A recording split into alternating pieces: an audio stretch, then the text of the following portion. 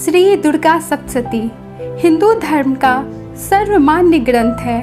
इसमें माता रानी के भक्तों पर कृपा के सुंदर इतिहास का वर्णन है, जो भक्त के पढ़ने और सुनने मात्र से मनोवांछित वस्तु सहज प्राप्त कर लेते हैं। भगवती की आराधना से मनुष्य के घर में सुख शांति समृद्धि की प्राप्ति होती है। इति श्री दुर्गा सप्तशती अध्याय 12वां। इसमें देवी चरित्रों के पाठ का महात्म्य का वर्णन है। मैं तीनों नेत्रों वाली दुर्गा देवी का ध्यान करती हूँ। उनके श्री अंगों की प्रभा बिजली के समान है। वे सिंह के कंधे पर बैठी हुई अत्यंत भयंकर प्रतीत होती हैं। हाथों में तलवार एवं ढाल लिए अनेक कन्याएं उनकी सेवा में खड़ी हैं।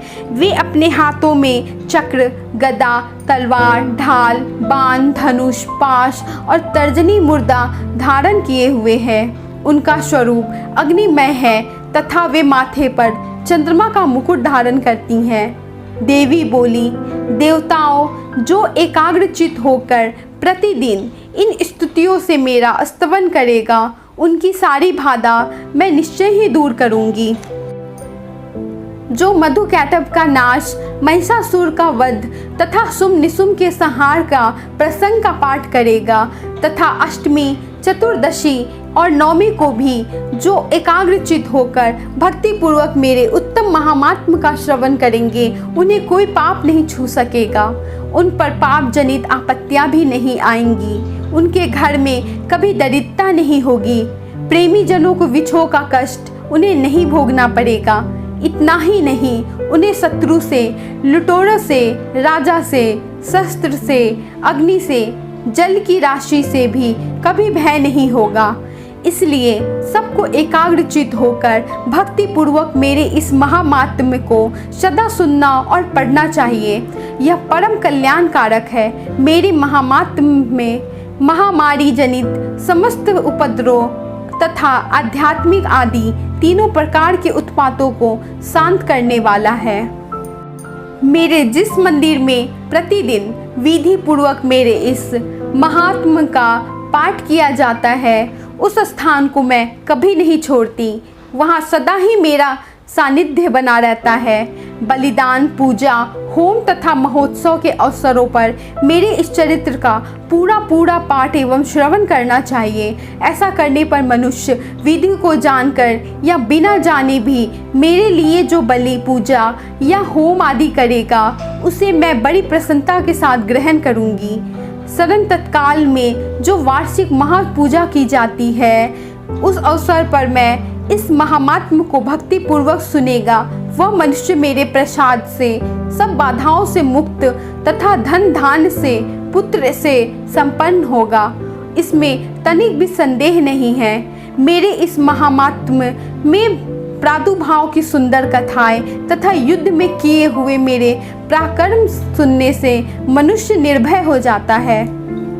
मेरे इस पाठ का श्रवण करने वाले पुरुषों के शत्रु नष्ट हो जाते हैं। उन्हें कल्याण की प्राप्ति होती है तथा उनका कुल आनंदित रहता है। सर्वत्र शांति कर्म में बुरे स्वप्न दिखाई देने पर तथा ग्रह जनित भयंकर पीड़ा उपस्थित होने पर मेरा महात्म्य श्रवण करना चाहिए। इससे सब विघ्न तथा भयंकर ग्रह पीड़ाएं शांत होती हैं और मनुष्य द्वारा देखा हुआ दुस्वप्न शुभ स्वप्न में परिवर्तित हो जाता है। बाल ग्रहों से आक्रांत हुए बालकों के लिए यह महात्म्य शांति कारक है तथा मनुष्यों के संगठन में फूट होने पर यह अच्छी प्रकार मित्रता कराने वाला होता है। यह पाठ समस्त दुराचारियों के बल का नाश करने वाला होता है। इसके पाठ मात्र से राक्षसों, भूतों, पिशाचों का नाश हो जाता है। मेरा यह सब महात्म्य मेरे समीप्य की प्राप्ति करने वाला होता है। पशु, पुष्प, अर्घ्य, धूप, दीप, गंध आदि उत्तम सामग्रियों द्वारा पूजन करने के लिए, ब्राह्मणों को भोजन कराने से, होम कराने से, प्रतिदिन अभिषेक करने से, नाना प्रकार के अन्य भोगों का अर्पण करने से तथा दान देने आदि से 1 वर्ष तक जो मेरी आराधना की जाती है, उससे मुझे बहुत प्रसन्नता होती है। उतनी प्रसन्नता मेरे उत्तम चरित्र का एक बार श्रवण करने मात्र से हो जाती है। यह महात्म्य श्रवण करने पर पापों का हर लेने से आरोग्य प्रदान होता है। मेरे प्रादुर्भाव का कीर्तन समस्त भूतों से रक्षा करता है तथा मेरे युद्ध विषयक चरित्र दुष्ट दैत्यों का संहार करने वाले इनके श्रवण करने पर मनुष्यों को शत्रु का भय नहीं रहता। देवताओं, तुमने और महर्षियों ने मेरी स्तुति की है तथा ब्रह्मा ने जो स्तुति की है वे सब कल्याणमय बुद्धि धारण करती है। वन में, सूने मार्ग में अथवा दावानल से घिर जाने पर, निर्जन स्थान में लुटेरों के दांव में पड़ जाने पर या शत्रुओं के मारे जाने तथा जंगल में सिंह, व्याघ्र, जंगली हाथियों के पीछा करने पर, कुपित राजा के आदेश से वध या बंधन में बंध जाने पे, महासागर में नाव पर बैठने के बाद भारी तूफान से नाव के डगमग होने पर, अत्यंत भयंकर युद्ध में शास्त्रों का प्रहार करने पर अथवा वेदना से पीड़ित होने पर, बहुना सभी भयानक बाधाओं के उपस्थित होने पर जो मेरे इस चरित्र का स्मरण करता है वह मनुष्य संकट से मुक्त हो जाता है। मेरे प्रभाव से सिंह आदि हिंसक जंतु नष्ट हो जाते हैं तथा लुटेरे और शत्रु भी मेरे चरित्र का स्मरण करने से पुरुष भी दूर भागते जाते हैं। ऋषि कहते हैं, यो कहकर प्रचंड पराक्रम भगवती चंडी को सब देवताओं को देखते देखते वहीं अंतर्धान हो गई। फिर समस्त देवता भी शत्रुओं के मारे जाने से निर्भय होकर पहले की भांति यज्ञ भाग का उपभोग करने हुए अपनी अधिकार का पालन करने लगे। संसार का विध्वंस करने वाले महाभयंकर अतुल पराक्रमी देव शत्रु शुंभ तथा महाबली निशुंभ के युद्ध में मारे जाने पर शेष दैत्य पाताल लोक में चले गए।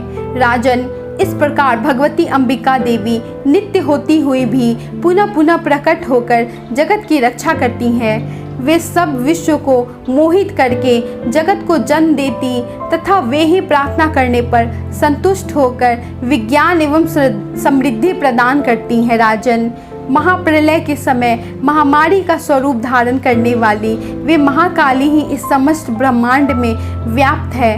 वे ही समय समय पर महामारी होती हैं और वे स्वयं अजन्मा होती हुई भी सृष्टि के रूप में प्रकट होती हैं। वे सनातनी देवी ही समय अनुसार भूतों की रक्षा करती हैं। मनुष्य के अभ्युदय के समय भी वे घर में लक्ष्मी के रूप में स्थित होकर उन्नति प्रदान करती है। वे ही अभाव के समय दरिद्रता बनकर विनाश का कारण होती हैं। पुष्प, धूप, गंध आदि से पूजन करके उनकी स्तुति करने पर वे धन, पुत्र, धार्मिक बुद्धि तथा उत्तम गति प्रदान करती हैं। इस प्रकार श्री मार्कंडेय पुराण में शावर्णिक मनवंतर की कथा के अंतर्गत देवी महात्म्य में फल स्तुति नामक 12वां अध्याय पूरा हुआ।